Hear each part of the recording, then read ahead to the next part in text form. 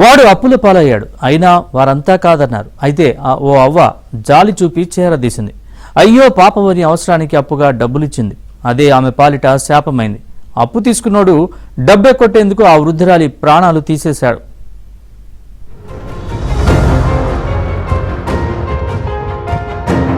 అది సూర్యాపేట జిల్లా హుజూర్ నగర్. అనసూయమ్మ ఒంటరిగా జీవిస్తోంది. అదే కాలనీలో లింగం సతీష్ కుటుంబంతో ఉంటున్నాడు. ఏడాది క్రితం తన అవసరాల కోసం వృద్ధురాలు అనసూయమ్మ నుంచి 50,000 రూపాయలను అప్పుగా తీసుకున్నాడు. అయితే సంవత్సరం దాటినా తీసుకున్న అప్పు తిరిగి చెల్లించకపోవడంతో సతీష్ పై అనసూయమ్మ ఒత్తిడి తీసుకొచ్చింది. దీంతో అప్పు తీర్చే మార్గం సతీష్ కు కనిపించలేదు. చివరకు వృద్ధురాలు అనసూయమ్మను అంతమొందించాలని భావించాడు. ఈ నెల 14 రాత్రి సమయం. ఊరంతా నిశ్శబ్దంగా ఉంది. అప్పుడే వచ్చాడు లింగం సతీష్. తన మేనల్లుడితో ఊహించని పరిణామంతో ఒక్కసారిగా కంగుతిన్న అనసూయమ్మ ఈ సమయంలో వచ్చారేంటి అని ప్రశ్నించింది.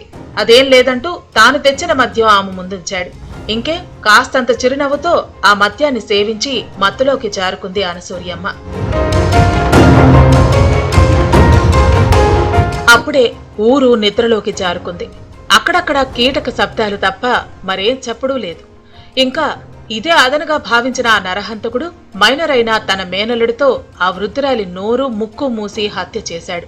అనంతరం అనసూయమ్మ ఒంటిపై ఉన్న బంగారు ఆభరణాలు, ఇంట్లో భద్రపరిచిన సతీష్ రాసి ఇచ్చిన 50,000 తాలూకు ప్రామిసరీ నోటును ఎత్తికెళ్లిపోయారు. అదేదో ఘనకార్యం చేసినట్టు ఆ రాత్రి సతీష్ తన భార్య మౌనికకు పోసుగుచ్చినట్టు చెప్పాడు.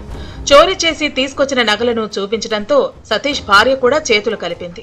ముగ్గురు చేతులు కలుపుకుని ఆ వృద్ధురాలి బంగారు ఆభరణాలను విజయవాడకు తీసుకెళ్లి అక్కడ కరిగించి బంగారు ముద్దలుగా మార్చుకుని బీరువాలో భద్రపరుచుకున్నారు. మరుసటి రోజు అంటే ఈ నెల 15న ఉదయం అనసూయమ్మ నిద్ర లేవకపోయేసరికి స్థానికులు ఇంట్లోకి వెళ్లి చూడగా మృతి చెంది ఉంది.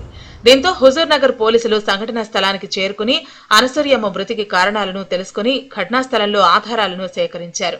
అనసూయమ్మ శరీరంపై గాయం ఉండటం, ఆమె ఒంటిపై బంగారు ఆభరణాలు లేకపోవడంతో హత్యగా నిర్ధారించుకున్నారు. 50,000 రూపాయలు ఎప్పుడో ఇచ్చిందంట. మా చెప్తున్నా ఉంది. మా చూపించే వాళ్ళు అంటే చెప్పలేదు మా అత్తగారు. పూలమ్మ కూతురు 50,000 ఇవ్వాలి, మరి సంతోషమ్మ అనే ఒక 2 లక్షలు ఇవ్వాలి. వీళ్ళందరూ పోయి 20 రోజులు అడుగుతా, డబ్బులు అడిగి నేను ఇల్లు మొదలు పెడతా, ప్రిపేర్ చేస్తా అని అన్నది. అంటే ఇప్పుడు మా చెప్పరాదు, ఎవరు మేము అడుగుతున్నాం అంటే ఎందుకు మాకు ఇస్తారు, మాకు తెలుసు అన్నది. సరేలే, దానికి తెలుసు కదా, అది ఇచ్చింది కాబట్టి మాకు చెప్పలేదు కాబట్టి అదే వసూలు చేసుకొని అదే ఇల్లు కట్టుకుంటుంది. ఇల్లు బాగా ముందు ఇల్లు బాగా చేయించుకో, తర్వాత చూసుకుంది కానీ అన్నాము. చాలా ఆరోగ్యంగా ఉంటుందండి. షుగర్ ఒకటి ఉంది కానీ ఆమెకి చాలా ఆరోగ్యంగా ఉంటుంది. మంచిది తింటే మంచిగా ఉంటుంది. వాళ్ళు ఇప్పుడు 2-3 నెలల నుంచి కూడా వాళ్ళు అడుగుతుంటే ఇబ్బంది పెడుతున్నారంట దీన్ని. కాకపోతే మాకు ఆ విషయం చెప్పలేదు మౌనిక. అయితే ఆ రోజు వచ్చి ఇక చంపేశారండి ఆమెని. కాకపోతే మేము చంపేశారని అనుకోలేదు.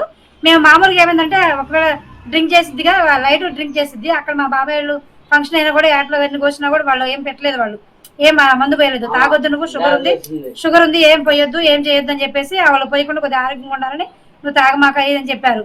అక్కడ ఏమైందంటే వీళ్ళు మందు పోసారు, అడ్డం తీసుకొచ్చి మందు తాగేసింది, మంచిగా చంపేసి వెళ్ళారండి. వీళ్ళు అన్యాయం చేశారండి, అనవసరంగా అన్యాయంగా చంపేశారు.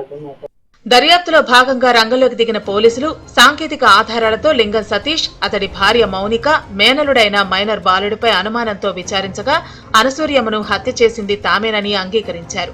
వారిని అదుపులోకి తీసుకుని వారి నుంచి 3,60,000 విలువ చేసే బంగారు ముద్దలు, అప్పుకు సంబంధించిన ప్రామిసరీ నోటును స్వాధీనం చేసుకున్నారు. నిందితులను రిమాండ్ కు తరలించగా మైనర్ ని జువైనల్ హోమ్ కు తరలించారు పోలీసులు. హుజూర్ నగర్ పట్టణంలో నివాసం ఉండేటువంటి లింగం సతీష్ గా మనం గుర్తించడం జరిగింది. ఇతను కూడా ఆమెకు ఎవరైతే డిసీజ్డ్ వ్యక్తి ఉన్నారో అనసూయమ్మకి పరిచయం ఉన్న వ్యక్తి. ఆమె దగ్గర ఒక గతంలో 50,000 రూపాయలు అప్పుగా తీసుకున్నాడు. ఈ అప్పుగా తీసుకున్నటువంటి డబ్బులకి మిత్తి చెల్లిస్తూ ఆమె దగ్గరికి తరచుగా వెళ్ళి చూసి వస్తూ ఉంటాడు. ఈ క్రమంలో ఆమె ఒంటరిగా ఉన్నటువంటి విషయం తెలుసుకున్నటువంటి లింగం సతీష్ వాళ్ళ మేనల్లుడు మైనర్ ఉన్నాడు, జువెనైల్ గా ఉన్నారు. అతను ఇద్దరు కలిసి ఆమెకు కొంత మద్యం తీసుకొని వెళ్ళి మద్యం తాగించి ఆమె మత్తులో ఉండగా ఆమె నోరుని చేతులు పట్టుకొని స్మూతరింగ్ చేయడం జరిగింది. దీంతో ఊపిరాడక ఆవిడ చనిపోవడం జరిగింది. రెడ్ అలర్ట్ చూశారుగా. అవసరానికి అప్పు ఇచ్చి సహాయం చేసినందుకు ఆ వృద్ధురాలిని హతమార్చారు. అయితే చట్టం చూస్తూ ఊరుకుంటుందా? చట్టం తన పని తాను చేసుకుపోద్ది. చట్టం నుంచి ఏ ఒక్కరూ తప్పించుకోలేరు.